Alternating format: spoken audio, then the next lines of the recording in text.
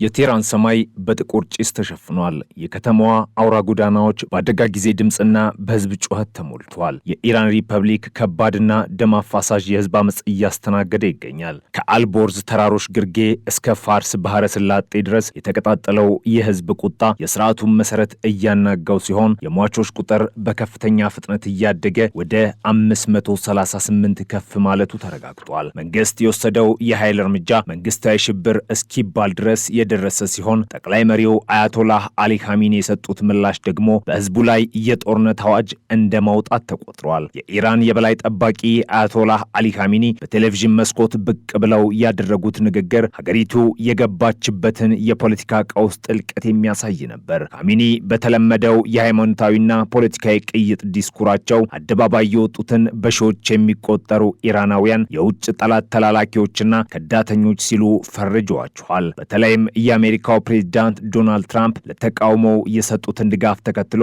ኻሜኒ የተቃውሞውን መንስኤ ከህዝብ ብሶት ነጥለው ከውጭ ሴራ ጋር ለማያያዝ ከፍተኛ ጥረት አድርገዋል። እነዚህ መንገዶቻችን የሚያቃጥሉ የህዝብን ንብረት የሚያወድሙና ስርዓቱን የሚሳደቡ ወንበዴዎች ዶናልድ ትራምፕን ለማስደሰት የሚሰሩ አሸንጉሊቶች ናቸው ሲሉ ኻሜኒ በቁጣ ተናግረዋል። የንግግራቸው መንግስት ለህዝቡ ጥያቄ ፖለቲካዊ መፍትሄ ከመስጠት ይልቅ የኃይል እርምጃን እንደ ብቸኛ አማራጭ መምረጡን ያረጋገጠ ሆኗል። ኻሜኒ ንግግራቸውን ሲቀጥሉ የተቃውሞ መሪዎች የአሜሪካና የእስራኤልን ጥቅም ለማስጠበቅ የሚንቀሳቀሱ መሆናቸውን በመግለጽ የጸጥታ ኃይሎች ያለምንም ምህረት እርምጃ እንዲወስዱ አረንጓዴ መብራት አሳይተዋል። የአሜሪካን ጭብጨባ የሚፈልጉ የሰይጣንን መንገድ የመረጡ ናቸው፣ ኢራን በውስጥ ባንዳዎች አትንበረከክም ያሉት ኻሜኒ ጉዳዩን ከሉዓላዊነትና ከሃይማኖት ክብር ጋር በማያያዝ የባሲጅ ሚሊሻዎችና የአብዮታዊ ዘብ ጠባቂዎችን ስሜት ለመቀስቀስ ሞክረዋል። ሆኖም ይህ ንግግር በህዝቡ ዘንድ የፈጠረው ስሜት ፍርሃት ሳይሆን ይበልጥ የከረረ ጥላቻና ቁጣ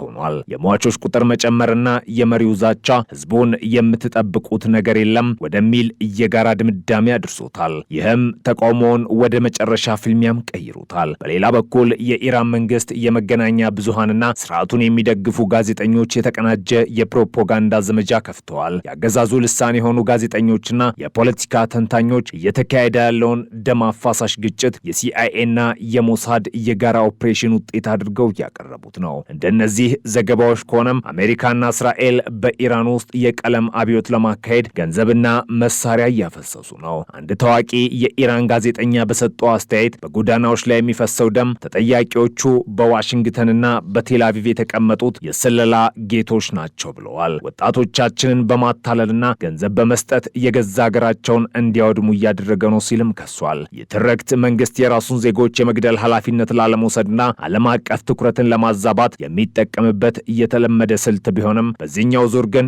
በህዝቡ ዘንድ ተቀባይነት አላገኘም። የኑሮ ውድነቱ፣ የነጻነት እጦቱና የሰብአዊ መብት ጥሰቱ እውንና የሚጨበጥ በመሆኑ ህዝቡ ለፕሮፓጋንዳው ጆሮ እየሰጠ አይመስልም።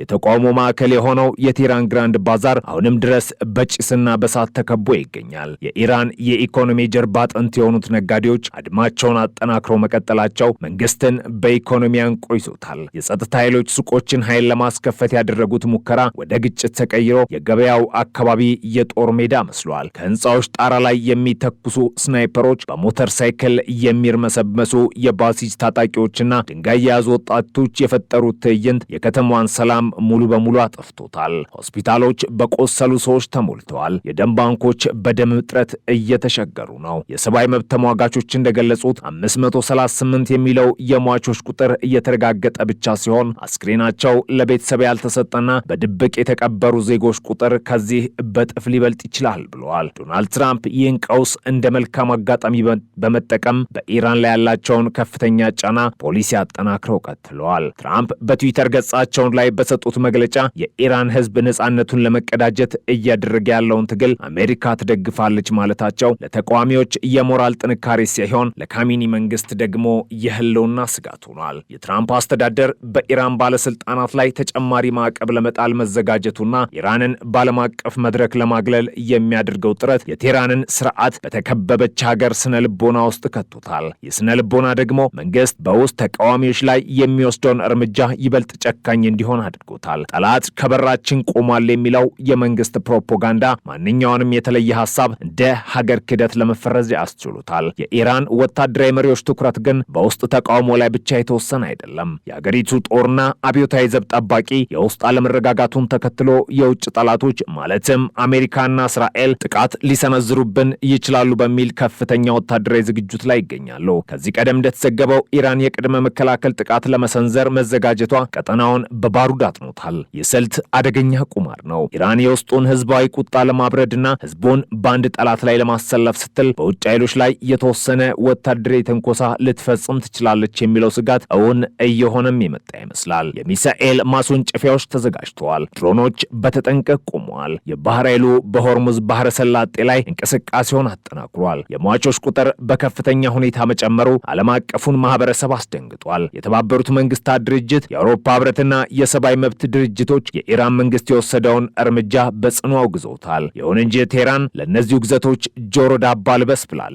የኻሜኒ አስተዳደር አሁን የሚሰማው የራሱን የህልውና ደወል ብቻ ነው። እያንዳንዱ የተገደለ ሰልፈኛ ለተቃውሞ አዲስ ነዳጅ እየሆነ ነው። በየቀኑ የሚደረጉ የቀብር ስነ ስርዓቶች ወደ አዲስ ተቃውሞ ሰልፍነት እየተቀየሩ ነው። አዙሪቱም ቀጥሏል። በተለይ በዩኒቨርሲቲዎችና በትምህርት ቤቶች አካባቢ የተቀጣጠለው አመጽ ወጣቱ ትውልድ ከስርዓቱ ጋር ያለውን ግንኙነት ሙሉ በሙሉ ማቋረጡን ያሳያል። ሴት፣ ህይወት፣ ነጻነት የሚለው መፈክር አሁን ተቀይሮ ሞት ለአምባገነኑ ወደሚል ቀጥተኛ የፖለቲካ ጥያቄ ተሸጋግሯል። የኢራን የደህንነት መዋቅር ይህንን ህዝባዊ ማዕበል ለመግታት የመጨረሻውን የጭካኔ ጥግ እያሳየን የሚሉ አስተያየቶች በርክተዋል። ኢንተርኔት ተቋርጧል። ማህበራዊ ሚዲያዎች ታግደዋል። መንግስት የመረጃ ፍሰቱን በመቆጣጠር የተቃውሞውን ስፋት ከዓለም ለመደበቅ እየተሞከረ ነው። ነገር ግን በቴክኖሎጂ ዘመን እውነትን መቅበር አይቻልም። ዜጎች በቪፒኤን እና በሌሎች ዘዴዎች እየተጠቀሙ የጭፍጨፋውን ቪዲዮዎች ለዓለም እያጋሩ ነው። የምስል ማስረጃዎች እንደሚያመላክቱት የጸጥታ ኃይሎች ሰልፈኞችን በቅርብ ርቀት ጭንቅላትና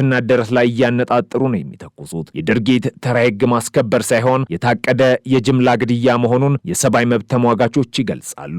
በዚህ ሁሉ ቀውስ መሃል የኢራን ኢኮኖሚ ጣፈንታ ይበልጥ አሳሳቢ ሆኗል። የአገሪቱ ገንዘብ ሪያል ዋጋው በየቀኑ እያሽቆለቆለ ነው። የዋጋ ንረቱ ጣራ ነክቷል።